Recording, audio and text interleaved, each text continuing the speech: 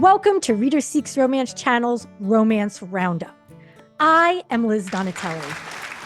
And I'm Libby Kay, author of the sweet romance series Buckeye Falls.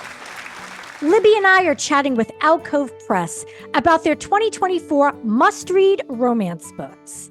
We are joined by marketing and publicity coordinator Dulce Botello and marketing assistant Michaela Bender. Watch Romance Roundup on Reader Seeks Romance Channel and subscribe on YouTube. Listen to Romance Roundup on Podbean and all podcast apps. Thank you both for joining us here on Romance Roundup. Thank you for having us. Dulce and Michaela, you work on Alcove Press's marketing team, and it's a relatively new publisher and was launched in 2020 as an imprint of Crooked Lane Books. What types of romances does Alcove Press publish? So we have started publishing romances it's fairly new. We've been publishing women's fiction, historical women's fiction, book club fiction. But right now we are starting a romance, and we publish a little bit of everything from sweet romances to spicy romances, everything in between, slow burns. We recently started also publishing like romantasy. So we're pretty excited about everything that's coming from Alcove Press.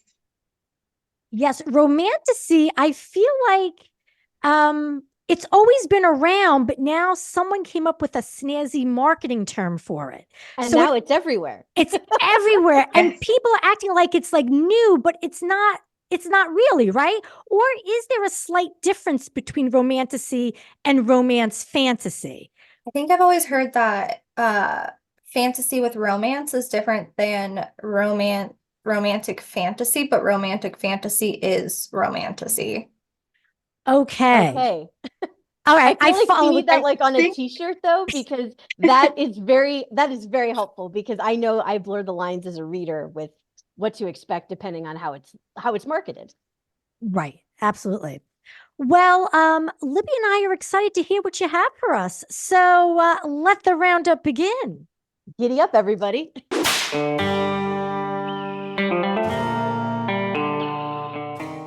So first up, we have Here for the Wrong Reasons by Annabelle Paulson and Lydia Wang. This one comes out May 21st of this year, and it's a true rom-com with countless laugh-out-loud moments. It is a delightful tongue-in-cheek homage to reality TV. So Kristen has always thought that she wanted the picture-perfect life, a husband, a horse, and a place to hang her competitive rodeo ribbons. But none of the eligible bachelors in Montana are quite right for her. So she turns to popular reality show, Hopelessly Devoted, where she'll compete to win the leading man's, Josh's, heart. She quickly becomes a front runner, and she thinks Josh is great, yet there's still something missing. And add to that she can't stop thinking about Lauren, one of her fellow competitors, and her dreams for the competition are turning out to be a total disaster. Lauren, on the other hand, is gay, and she knows it.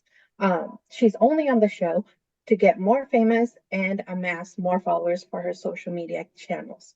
She thinks there's no harm, no foul. She's not going to get picked, but she also didn't plan on falling head over heels for another contestant on national television. This one is perfect for fans of books like The Charm Offensive, but also reality TV shows like The Bachelor and Love Island. Readers are going to find lots of fun nods to these shows throughout the book. I'm like vibrating with excitement here. I was writing notes because, first of all, I love when there's some kind of reality show setting. So right there, like, I enjoy that. I was taken by the whole rodeo horse thing. Like, that's not something I don't find horses too much in, well, I guess unless it's a Western, but like, I didn't expect the rodeo and horses to come up in this one. So that's exciting. Is that part of the humor? Is there like a horse play? There is a little bit of like nods towards horse riding and all that good horse. She's a horse girl, so all right, love it. Nice. Absolutely love it. I dig it. Yeah. Okay, Michaela, what have you? Okay, so up first for me is Summer After Summer by Lauren Bailey, which comes out May 7th. Summer After Summer is a modern retelling of Jane Austen's Persuasion that meets Carrie Soto is Back. The story takes place over the 5 summers that Olivia and Fred have found and lost each other. Now Olivia's family is losing their Hamptons beach house after her father has lost the last of the family fortune. Olivia, retreating from her impending divorce, returns to the beach house to get everything in order for the new buyer, but this puts her face to face with Fred, the man who's been her greatest love and biggest heartbreak. Summer After Summer has high emotions and big sexual tension, so very excited for this one. Oh my gosh. I love Persuasion. I constantly say it's the best Jane Austen book. Oh my gosh. And I love any retelling, and I like the twist on this because again, it's staying true to the real story. Oh my gosh, I'm so excited. Yeah, I feel as if Persuasion is a really hot retelling that I've Yeah. been seeing Mhm. more of. I don't know if it's because Pride and Prejudice has been done so much now. A lot of people like either their first or second Jane Austen fave is usually Persuasion. So I feel like now authors are like, okay, we've done enough Pride and Prejudice, let's start doing Persuasion, because I've been finding many variations, retellings, reimaginings. So that's exciting. It's I feel like authors are finally realizing that is the superior Jane Austen tale. Okay, I think you're taking things a little too far, but Nope, yeah. nope, I'm keeping it there. I We might mean, have to. my favorite's Pride and Prejudice, but I am a major Jane Austen fan and I love Persuasion. So Yes. you cannot go wrong with this one. Well, this is exciting. We're off to a really good I start. know. So next up, we have Barely Even Friends by May Bennett, an enemies to lovers, Beauty and the Beast inspired rom-com coming out June 4th. So we have historical home restorer Bellamy, who is about to begin her first job where she's a project lead. And being that it's one of the homes of the famed billionaire family, the Killingtons, it's a huge deal for her. When she arrives, though, she finds that the house is occupied by none other than Oliver Killington, the family's reclusive heir. Oliver was once a promising football star known as Beast until the car accident that killed his parents and left him injured. Since it was his grandfather who hired Bellamy and not Oliver himself, he wants her gone and tries to block her remodeling efforts at every turn. But after a stern warning from his grandfather, Oliver and Bellamy form a very cautious truce so they can coexist. However, when sparks start to fly, they'll both have to decide if they can let go of the walls they built up. Barely Even Friends features a plus-size female main character, and calling back to its inspiration, the book has a quirky cast of supporting characters that readers are really going to love. This sounds so charming. And and this is such a weird thing to say right off the bat, but Liz and I felt like the theme when we started the show last year was books about squatters and people being in the wrong house at the wrong time. So I feel like already I was excited when you mentioned that he was in the house already. But I love the idea of a Beauty and the Beast retelling that's not a fantasy story, because I haven't seen anything like that in a very long time. Ooh, I'm excited. I'm always excited for a Beauty and Beast retelling. I'm such a sucker for them. And I like that there's a bit of a sports angle with the whole Yeah. Beast being like this. Now, we talk a lot about sports romance, usually hockey. That's usually Libby's thing. So, so now the sports though doesn't have I would think that it doesn't have there's no active sports happening though, right? That is correct. Yeah, Yeah. it was something that Beast used to do Used to once do, yeah. for the Okay. accident. Yeah. Okay. Okay. Perfect. That's my type of football, the kind I don't have to see. Yeah. But we enjoy traumatized men. That's another Yeah. thing we like in our books. Men who are healing traumatized And beyond attached belief. to their feelings. Yes. Yes. Yes. That sounds a lot better than traumatized men. Well, it's one way to refer to them. Yeah. I want them fully traumatized. Yeah. So far we've got everything checked off on our list of the things that we usually like. So I think all we're missing is amnesia due to a head injury, and I think we've got the bingo card full. I know. Michaela. Up next, I have The Irish Goodbye by Amy Ewing, which comes out June 4th. When photographer Cordelia answers an ad for a summer gig as a house sitter and companion to an elderly lady on the remote Irish island of Inishmore, she expects rest, relaxation, and a chance to discover creative mojo. What she doesn't expect is a grump and a gorgeous local man to bump into her and break her camera, the last gift her late father ever gave her. Niall is not happy to be back on Inishmore after his plan to open a pub in Dublin went sideways when his fiancée cheated on him with their business partner. Despite their rocky start, Cordelia's and Niall's paths keep crossing, and with each interaction, very inconvenient feelings begin to bloom. The Irish Goodbye is enemies to lovers spiciness, has a quirky band of supporting characters, and features an adorable dog named Pocket. And it's the adult debut of the New York Times bestselling author Amy Ewing of The Jewel. Oh, very cool. Wow. Ireland. Oh, that's another thing I'm sucker for is like a Is small Anything in the UK, British yeah. Isles. Yeah, yeah. Oh wow. Ooh. Well, and the dog's name Pocket, that sounds absolutely precious. Oh my gosh. We haven't had any books that we've discussed lately that had like, and I don't want to say that Pocket's a main character, but it, like a sweet Yeah. little animal as as a supporting character. So Yeah, we nice. haven't been talking. We should really do an episode with that, with animal make notes. sidekicks. I dig it. I felt transported in that I moment. know, that's a beautiful description. And can I just say, all these covers so far have been chef's kiss perfection. They're gorgeous. They really have been. Do you have how many are on your team? Because I know it's a pretty small operation where you are. Do you have one person that's cranking out these covers? Because they should probably get a raise. That's what we say. Yeah. Is it you? Yeah. So we have our production department of 2 people, and then we hire designers that do the finished product. But yeah, it's mainly them two coming up with ideas, putting together what they think the feel of the book will be like. So yes, it's definitely a lot. Oh yeah. So Yeah. it's amazing that they come up with such good covers. Yeah, they're all very, that one especially with just everything about it. I mean, Yeah.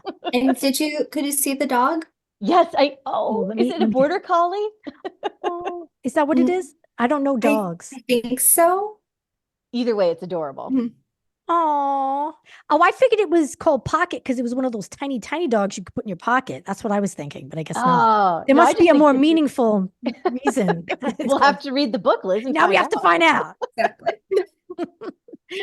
Okay. Dulce, take it away. Yeah, so I have another one for the sports lovers. Yes. Hearts on Thin Ice by Katie Kennedy has just the right amount of heartbreak and laugh out loud moments. This one is coming out June 18th. So pro hockey player Nick is the only survivor of a plane crash that killed 5 of his teammates and best friends. After a long road to recovery, he's finally ready to get back on the ice. But his coach suspects that while Nick might be physically healthy, his mental health is another story. Case in point, Nick's apartment has one mattress on the floor and a garbage bag full of clothes. To prove that he's mentally sound to his coach and maybe to himself a little bit, Nick hires interior designer Alyssa to make his apartment into a home. Alyssa has her own issues to deal with. After experiencing homelessness and food insecurity as a child, she's been searching for her version of home her entire adult life. She certainly doesn't expect to find it with a Berkeley hockey player who's dealing with as much baggage as she is. Hearts on Thin Ice has incredible mental health representation, and if you're a fan of Icebreaker and Set on You, you're gonna love this one. The author is also a lifelong hockey fan, so the hockey references are gonna be on point. Awesome. Wow. And I hate to say that it's based on tragedy, and that makes me excited, but I like that this is I've never heard a twist like that. And Lord knows, and Liz knows, I've read a bazillion hockey romances. So this is a totally new spin on a hockey romance. Oh, wow. It sounds so powerful and yet so like, oh, I'm just getting like chills, like thinking about it manages to have the right balance, because I know that I cried so much when I was reading this, but then also there was like lightness to it. There was a lot of fun moments between them. So it's a really nice balance. just with all the books you've been recommending, are these tending towards on the sweeter side, or are they all have like a little bit of steam to them? I meant to ask that at the beginning. So on my end, the three that I've mentioned, Here for the Wrong Reasons, Barely Even Friends, and Hearts on Thin Ice, are all spicy books. Ooh, excellent. Okay. Summer After Summer is a bit on the tamer side, but then The Irish Goodbye is hot. Excellent. Oh. Life is all about variety. So I like that we have Mhm. some options here. This is fabulous. We're up to Michaela, correct? Yes. Michaela, what do you have for us next? Okay, so up next, I have Not You Again by Ingrid Pierce, which comes out July 9th. So imagine Married at First Sight, but the groom has already broken your heart. Kit knows he screwed up with Andy back when they were in college, but he was never able to forgive himself, so he threw himself into his work to make a better life for him and his mom after their father's sudden death. Now his mom is sick and is worried that if she dies, Kit will be all alone in the world. So, in order for him to get her a home health aide, she makes him agree to sign up for a reality TV show. Andy is a wedding gown designer who's hanging on by a thread. She's gained a following on social media for her one-of-a-kind fairy tale gowns, and now she's the chance to have a spotlight at Atlanta's Fashion Week. But the cost of designing the full bridal line is too much. Her only shot is to sign up for a reality show with a potential prize of $100,000. All she has to do is marry a stranger, sight unseen, and then she can opt for a divorce at the end of filming. But when Andy gets to the altar and finds out her match is Kit, the man who left her without explanation 10 years ago, that $100,000 prize feels farther away than ever before. I love the hijinks in this book, like the axe throwing and ziplining that Kit and Andy have to perform their way through for the show, only to find themselves falling for each other all over again. Oh my gosh, I love second chance romances. This sounds so cute. So is this also on the spicier side, Michaela? Yes, it's pretty hot. Excellent. Oh, pretty hot. I love dating reality shows, and Married at First Sight, I was really obsessed with. Now I'm Love is Blind. But so I love everything that you've said. And as you know, each of you have been describing the titles, I realized that what really sets apart Alcove Press is the incredible emotional depth of these stories.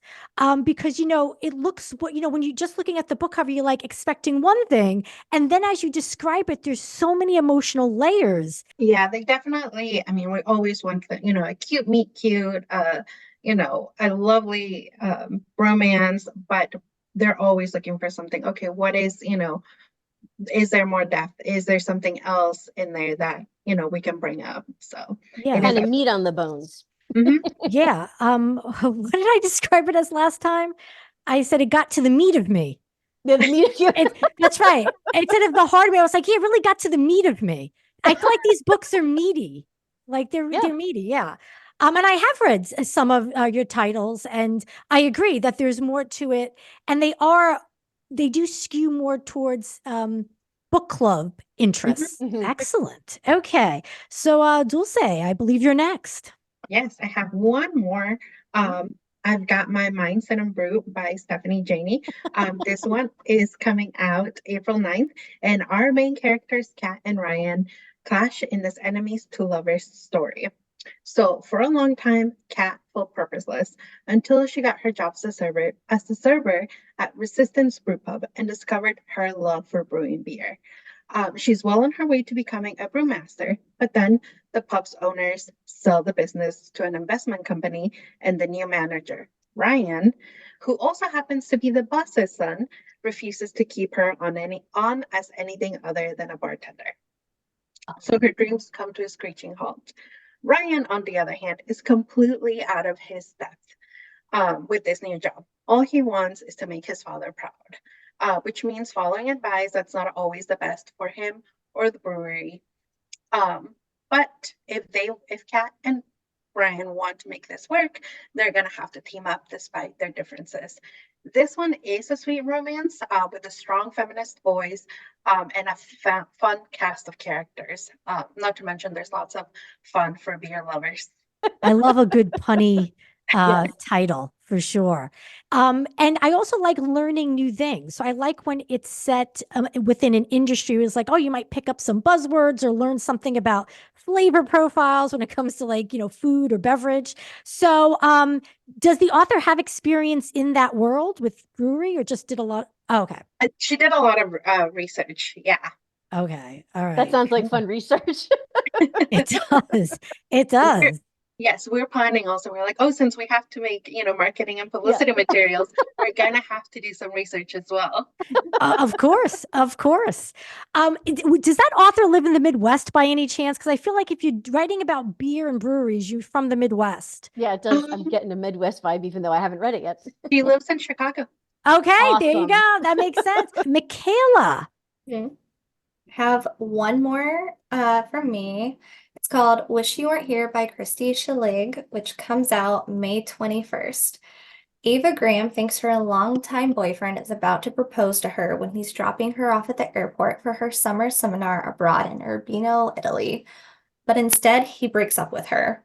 And that's only the first thing to go wrong in her carefully planned out summer. Everything that can go wrong does, including thinking the driver who picks her up from the airport doesn't speak any English as she pours her heart out to him. Then she finds out she's going to be spending every day with him for the next 6 weeks as his TA. James has some emotional baggage of his own, but nothing compared to Ava's. After fighting his attraction to her, he decides to show her what life can offer, and now that he's fallen for her, he doesn't know how he'll ever let her leave Italy. Wish You Weren't Here has great chemistry, fantastic personalities, heartwarming humor, an engrossing setting, and a sprinkling of the Italian language, which, as someone who took Italian for years, I am a big fan of. Oh, Nice. So we this have, sounds perfect for summer too. yes, yes. So that's another romance set in another country. We just covered Ireland and Italy. I love it. But honestly, like Italy, I find that anytime I read anything about Italy, it's always in the summer. So the summer vibes I'm Yes. getting from this, and I love. It sounds like there's like a time restriction that she's only there for the summer. So I love that adds to like the tension. So I'm very excited. Yeah. And is this Yes. one spicy or is this sweet? It's about a medium, so it's a nice mix. Nice. Gotcha. I hope there's Oh, like pasta and gelato and all the things that I love about Italy. you would hope so. At least all the stereotypes, I guess. I mean, how can you go to Italy and not have both Yeah, of those things? seriously. Right. I love it. And I like that every book that you both have described has just had different levels of, I don't want to say angst, but you know what I mean? Like there's different tension, and it sounds like some are a little bit fluffier while some are a little bit more serious. I like that there's, Yeah. because I'm a mood reader, so I need to be, in the right headspace for whatever I pick up. Unless it's a book club book, then I'll just, do my homework. If it's a book club book, see, Libby and I belong to the same book club in Columbus, Ohio. If it's a book club book, we just have to hope we get through it. Just because usually the books, for some reason, just don't work out. Only recently, I think I don't know, maybe it's 2024. We just need to like burn some stage or something. Well, I need to pick an Alcove Press book. There we are. This And year. you haven't picked anything yet for summer, Liz. So I think you have just been given on a silver platter our options. Lots of good summer reads. Yes, I will have to. Out of curiosity, how many books do you guys put out a month? Good question. So on Alcove, it varies a little bit because it is still so new right now. Alcove is doing maybe 2 to 3 books. I know June and July are heavier months for romance in Yeah. Alcove. So it varies a little bit. Nice. We do have one more book that we didn't talk about. It's The Only Black Girl in the Room. That one is a little bit more book club, and it has a romance. It's a second chance romance as well. Excellent. But that one also deals with commentary on race and the work industry. So it's a really nice good one as well that we love. And is that out now or coming soon? It's coming out in May. Well, this is very exciting. I feel, again, we've talked about this, Libby. I feel excited and terrified because every time we speak to more guests, we are adding to our TBRs And I get that anxiety that I can't possibly read everything. I have to stop sleeping altogether. So again, you both have excited me and Yes. terrified me. So Same, but all in a thank good you. way. Sounds like exactly what I was hoping to achieve. Yeah. Well, there you go. Mission Thank you accomplished. thank you. Thank you so much. And that's our roundup. Thank you for chatting with us, Dulce and Michaela. Thank you for having Thank us. you for having us. A pleasure. Absolutely. Watch Romance Roundup on Reader Seeks Romance channel and subscribe on YouTube. Listen to Romance Roundup on Podbean and all podcast apps. Thanks for joining us, romance readers. Happy reading, everyone.